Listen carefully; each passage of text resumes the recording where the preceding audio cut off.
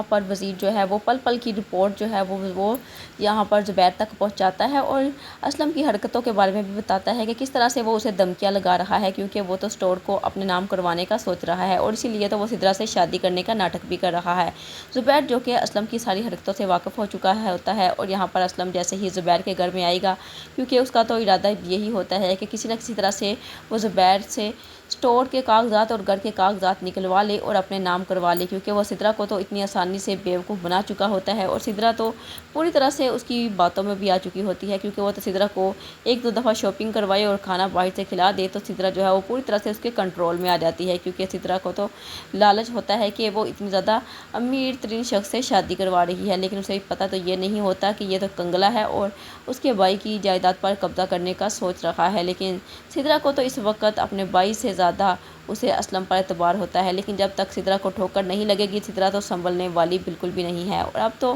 खैर असलम जो है वो पहुंच जाता है ज़ुबैर के पास और ज़ुबैर से कहता है कि दुकान में नया माल डलवाया हो और यहाँ पर कर्ज़ा जो है वो काफ़ी ज़्यादा मुझ पर चढ़ चुका है। तो अब यहाँ पर ज़ुबैर उसकी बातों पर तो बिल्कुल भी एतबार करने वाला नहीं है, बल्कि उससे कहेगा कि वो सारी खाता जो है उसे ला कर दिखाए कि किस चीज़ का कर्जा जो है वो उस पर चढ़ा हुआ है। लेकिन यहाँ पर असलम तो उसकी बात बिल्कुल भी मानने वाला नहीं है, बल्कि उससे कहेगा कि आप कौन सा देख सकते हैं। और अब तो असलम का तो ये बस नहीं चल रहा होता कि वो ज़ुबैर को यहीं पर ही मार डाले, लेकिन सितारा दूसरी जानिब अब यहाँ पर फिर से एक नया शोशा छोड़ने वाली है, क्योंकि वही तो फिर से ज़ुबैर के पास आकर गिड़गिड़ाएगी